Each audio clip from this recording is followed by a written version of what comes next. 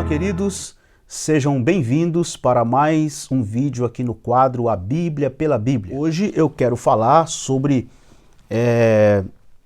aquela história dos três magos ou dos três pastores que foram visitar Jesus quando Jesus nasceu.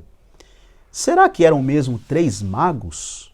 Será que eram mesmo três pastores? Já vimos diversas apresentações na igreja, inclusive apresentações até com as crianças, né? Principalmente final de ano, período de Natal. Então as professoras das classes infantis reúnem ali as crianças e os adolescentes e aí fazem ali uma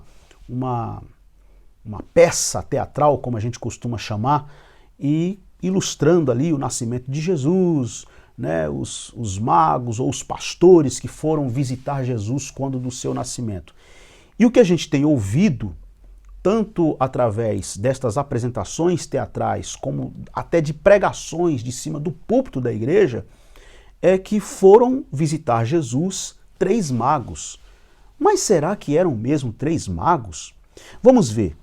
Mateus capítulo de número 2 e o versículo de número 1. Diz assim o texto: Tendo Jesus nascido em Belém da Judéia, em dias do rei Herodes, eis que vieram uns magos do Oriente a Jerusalém.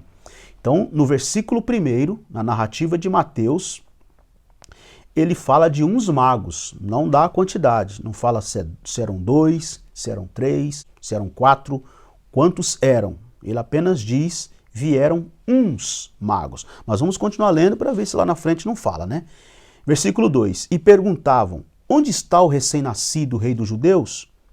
Porque vimos a sua estrela no Oriente e viemos para adorá-lo. Tendo ouvido isso, alarmou-se o rei Herodes e com ele toda Jerusalém. Então, convocando todos os principais sacerdotes e escribas do povo, indagava deles onde o Cristo deveria nascer. Em Belém da Judéia, responderam eles, porque assim está escrito por intermédio do profeta. E tu, Belém, terra de Judá, não és de modo algum a menor entre as principais de Judá, porque de ti sairá o guia que há de apacentar a meu povo Israel. Com isto, Herodes, tendo chamado secretamente os magos, também não diz quantos eram, inquiriu deles com precisão quanto ao tempo em que a estrela aparecera. Versículo 8. E enviando-os a Belém, disse-lhe, Ide, informai-vos cuidadosamente a respeito do menino, e quando o tiverdes encontrado, avisai-me, para eu também ir adorá-lo. Depois de ouvirem o rei, partiram, e eis que a estrela que viram no oriente os precedia, até que chegando, parou sobre onde estava o menino. E vendo eles a estrela, alegraram-se com grande e intenso júbilo. Entrando na casa, viram o menino com Maria, sua mãe. Prostrando-se, o adoraram, e abrindo os seus tesouros, entregaram-lhe suas ofertas, ouro, incenso e mirra. Sendo por divina advertência prevenidos em sonho para não voltarem à presença de Herodes, regressaram por outro caminho à sua terra. Então perceba, eu li toda a narrativa, 12 versículos, versículo 1 ao versículo 12 do capítulo 2 de Mateus. Em momento algum fala de três magos. Talvez essa ideia de três deva ter surgido por causa das ofertas que eles ofereceram. O versículo 11 diz que eles, abrindo seus tesouros, entregaram-lhe suas ofertas, ouro, incenso e mirra. Então, talvez, por estar aqui discriminado as ofertas, né, que era o ouro, o incenso e a mirra, três tipos de oferta, se surgiu essa ideia, ou se levantou a suspeita, ou a ideia mesmo, né, surgiu a ideia de que eram três magos, mas o texto, hora nenhuma, fala que eram três. Quer dizer, podiam ser 2, podiam ser 3, podiam ser 4, não sei, o texto não diz que eram 3. Aí alguém diz assim, mas essa é a narrativa de Mateus, e Mateus fala que eram magos. Mas Lucas, vamos ver o que Lucas diz. E Lucas já narra diferente, um pouquinho diferente, falando que eram os pastores.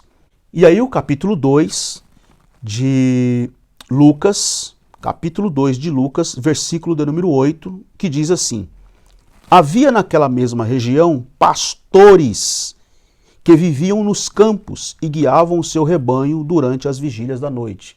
De novo, o texto de Lucas já começa a sua narrativa falando dos pastores e ele também não dá número. Ele diz pastores que viviam nos campos, que era muito comum, e naquele período, naquele tempo, era muito comum os pastores estarem ali nos campos, e é o que Lucas está narrando aqui. Pastores que viviam nos campos e guardavam o seu rebanho durante as vigílias da noite. E um anjo do Senhor desceu aonde eles estavam, e a glória do Senhor brilhou ao redor deles, e ficaram tomados de grande temor. O anjo, porém, lhes disse: não temais, eis aqui vos trago boa nova de grande alegria, que o será para todo o povo. É que hoje vos nasceu na cidade de Davi o Salvador, que é Cristo o Senhor. E isto vos servirá de sinal: encontrareis uma criança envolta em faixa e deitada em manjedoura. E subitamente apareceu com o anjo uma multidão da milícia celestial, louvando a Deus e dizendo: glória a Deus nas maiores alturas, e paz na terra entre os homens, a quem ele quer bem. E ausentando-se deles os anjos para o céu, diziam os pastores uns aos outros. Versículo 15. Vamos até Belém e vejamos os acontecimentos que o Senhor nos deu a conhecer. Foram apressadamente e acharam Maria e José e a criança deitada na manjedoura. E vendo-o, divulgaram o que lhes tinha sido dito a respeito deste menino. Todos os que ouviram se admiraram das coisas referidas pelos pastores. Maria, porém, guardava todas estas palavras, meditando-as no coração. Voltaram então os pastores, glorificando e louvando a Deus por tudo o que tinham ouvido e visto, como lhes fora anunciado.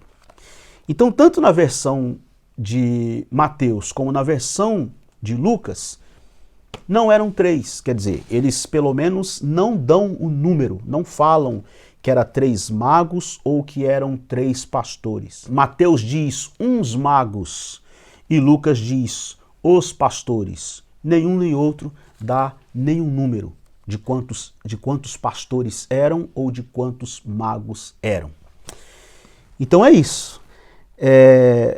O nosso quadro A Bíblia pela Bíblia, como eu já tenho falado nos vídeos anteriores, tem esse objetivo de, a partir dessas leituras, desses detalhes pequenos, provocar em você o desejo de ler a Bíblia, de consultar a Bíblia, de examinar a Bíblia, examinar os textos bíblicos, para a gente não sair aumentando, né? Tem um ditado que diz que quem conta um conto aumenta um ponto, então esse ditado não pode funcionar com a Bíblia, de querer contar a Bíblia com alterações, colocando palavras, porque assim, isso aqui, como eu já tenho dito, pode ser uma coisa boba, alguém diz assim, isso é uma coisa sem importância não, porque começa assim, começa com um texto torcido, começa com um acréscimo que a gente faz, começa com uma adaptação que a gente faz, especialmente quando se trata de alguns cânticos. No vídeo anterior eu falei de um cântico antigo, inclusive, que a gente é acostumado a cantar na igreja, e fora os cânticos novos que nós temos aí, que nós estamos acostumados a cantar na igreja, e que, se comparado com o que diz o texto bíblico, com o que diz a narrativa bíblica, a história bíblica, a letra do cântico, da música, não bate com a narrativa bíblica, com o texto ou com a história bíblica. Então começa assim, começa de uma alteraçãozinha aqui, a gente vai passando, até chegar ao ponto da gente começar a colocar palavras na boca do texto, forçar o texto, fazer uma exegese do texto. porque exegese é o contrário de exegese. Exegese é você sacar do texto o sentido do que o texto de fato quer falar. E exegese é você acrescentar, é você colocar na boca do texto, é você querer forçar o texto, falar aquilo que você acha que é, aquilo que você pensa que é. Então, o objetivo aqui do nosso quadro A Bíblia pela Bíblia é, a partir dessas leituras e desses mínimos ou pequenos detalhes, provocar em você o desejo de examinar a Bíblia, de ler a Bíblia, de estudar a Bíblia. Tá certo? E o que você achou? O que você tem a me dizer? Coloque aí nos comentários, a gente se vê no próximo vídeo. Deus abençoe.